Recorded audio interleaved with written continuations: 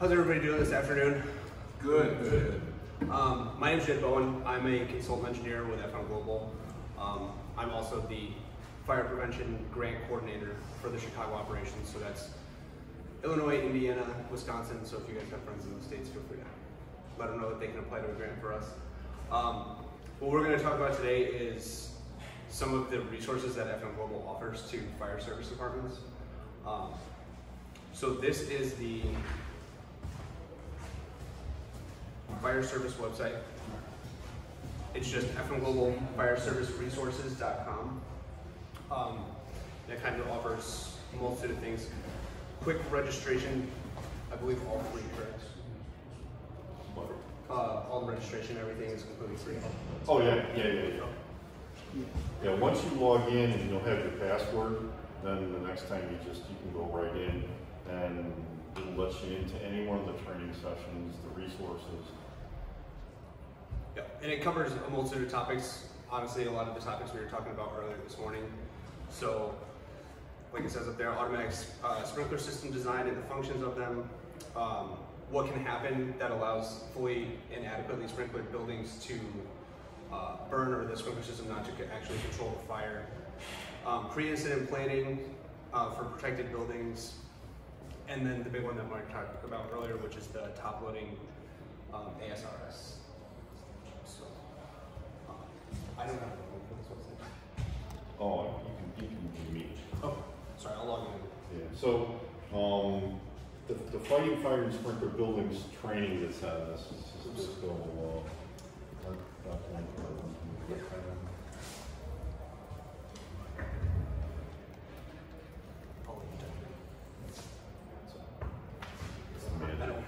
The magic password. As a fire service person, does anybody here need to have any special ID to get onto the site or do anything?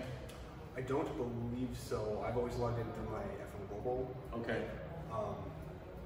I don't believe you have to have a municipality email address though. Okay. Yeah. So once you log in, or once you register, you'll be able to go in and access all this. The Fighting Fire and Sprinkler Buildings is an 8-module session that's all online.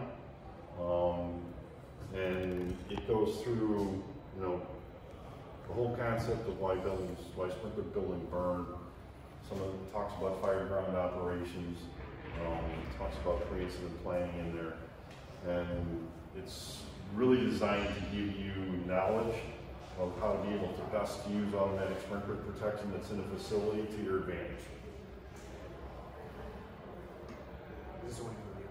Pardon? This is what you're doing. Yeah, so you could just, and so you can do this for your whole shift, for the whole department. You can register the individuals, you can get a certificate of the training when they're done, have that printed out so you can keep it for their records, for your records. So it's not just FM Global that put this together. We've been doing this for 35 years now on this Fighting Fire and Sprinkler Buildings training. But we've been partnering with the fire service. And in the past 10 years, through the Municipal Fire Chiefs Association, we've actually sat down and said, okay, let's make sure this is up to date, make sure it reflects what's going on, not just the United States, because again, FM Global is global. So we work with the fire service all over the world. So we're really trying to integrate concepts that are common, but also not common. So it's a really, it at least gives you insight as to some of the vulnerabilities, limitations of automatic sprinkler protection, how you can best leverage it to your advantage when you come onto a fire around site and sprinkler building.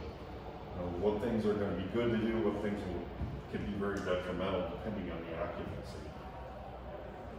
Is it possible to show a module, at least the start of a module, and say, so they have an idea?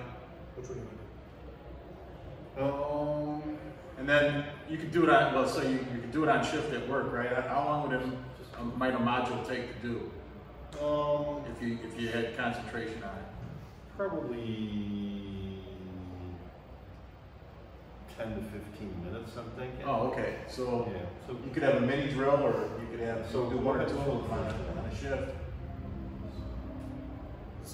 It might just get your thoughts going then, right? So that's not bad at all.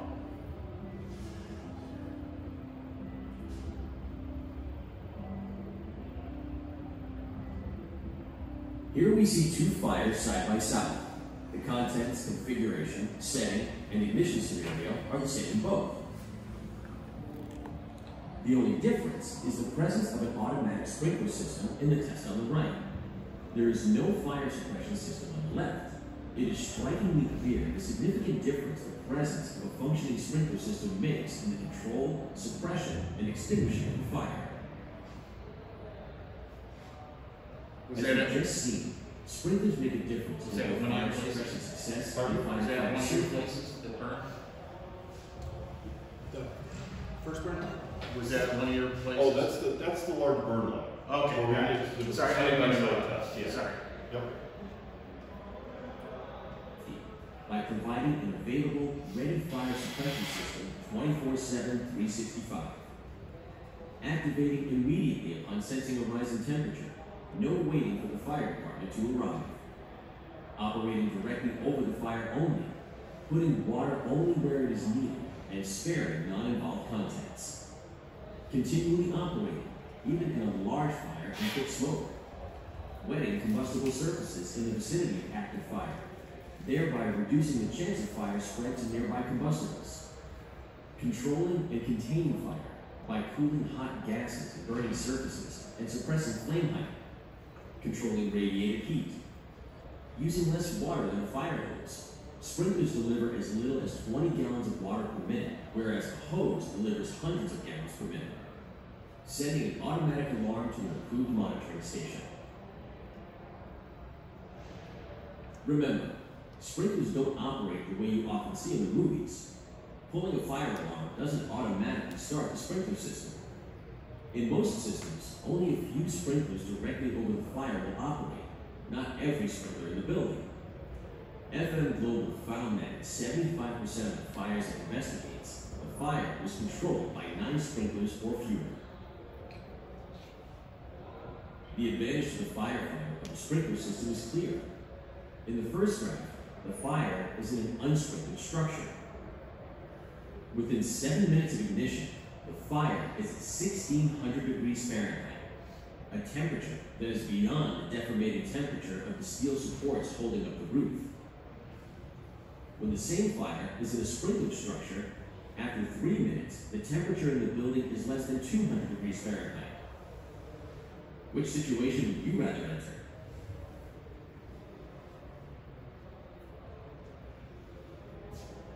Broadly, an automatic sprinkler.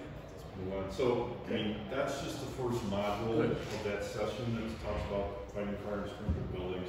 And the whole concept is that let the valve stay open. You know, you've heard that multiple times today. You want to make sure that the fire's out before you shut the sprinkler system down. You know, you show up, sprinklers are operating, where sprinklers are operating, stuff's already wet. You know, unless it's a really unique, very non-thermal, smoke, water sensitive occupancy. You know, sprinklers operate for another 10 or 20 minutes. The reality is water damage is cheap compared to having to replace a facility. So, you know, you want to make sure it's out, and, you know, you don't want to have a phone call 30 minutes or an hour later and say, hey, my building's still burning. And that's happened more than a couple times. So, and then when you get into, you know, unique challenges like warehousing, where you're going to have deep-seated fires or fires that aren't going to be quite as apparent, you know what, you just need to make sure, fire extension, make sure you don't have fires in combustible walls, and it's not just wood. Today, plastic isn't everything in construction. And just because it met the code, there's a lot of code requirements that are out there that actually are very not applicable to wall and ceiling construction. ASTM E84 is the one that the codes all highlight as you must have a product that meets it. But that's a horizontal surface burn test. It's not for ceilings, it's not for walls, it's for floors. So, you know, the reality is, you got a lot of plastics in construction today, a lot of plastics and products in general. You basically have a petroleum product, and it's in a solid state. In the event of a fire, a lot of plastics melt. You actually get pool fires where it's an ignitable liquid pool fire when they melt. High heat release, you're talking, you know, 14 to 18,000 BTUs per pound, depending on the plastic. So just a lot of energy tied to that. You know, I had one more question. I know it's been a while though. Wasn't there a whole section on they're having you do this prearranged pre-plan? Yes. So that's part of this, where they're giving you the building, they're giving you all the... Yep, there's if you could go over that part, you know, that'd be great. I mean, at least explain that part. Absolutely. I think that's the work part, guys, where you can, you know, take it and share it with your crew. Go back, go to the top, and you should just be able to go back to the resources.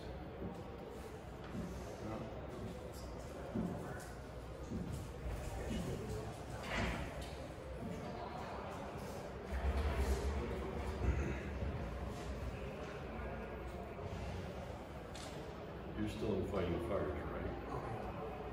Yeah, close it up. All right. Yeah, pre-incident plan, there you go. You can launch the program.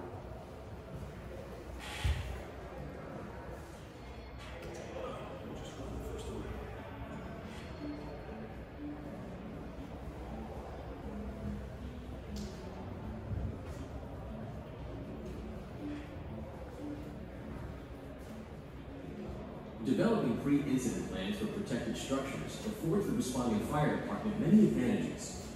The property survey necessary to complete a pre-incident plan gives department personnel the opportunity to meet the people at the facility who the department will have to interact with should a sprinkler system activation occur in the future. Observe the structure and occupancy to understand its fire protection systems, building usage, building contents, and normal daily activities so department leadership will better understand what they are walking into should an incident occur in the future. Observe any potential hazards and have the opportunity to work with the facility to rectify those hazards and improve safety so a future issue may be avoided. Become more familiar with what is inside a structure. Conducting these services and using the information gained during the setup to create an incident plan for that property are a cornerstone of community risk reduction because of the other. No. So, you know, in terms of pre-incident plan, you know, one of the things that we recommend, you know, when you look at it as NFPA 1620, 1561, when you're looking at pre-incident planning, it's really, you know, we can't tell you how to do your job as the AHJ code authority.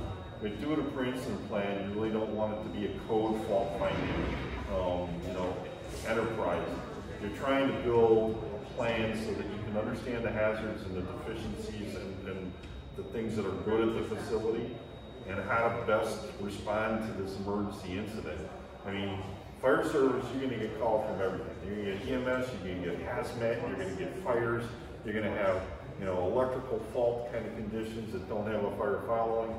And the reality is having a partnership with the plant, if it's an industrial commercial property, understanding what you're getting into in terms of construction, the occupancy, the protection that's there, and then understanding how you're going to respond in the event of that emergency, it's critical. I mean, you show up when the event happens, you don't have time to sit there and try to make all these decisions and hope you're going to be right. You really want to be right. And you're already doing that. Our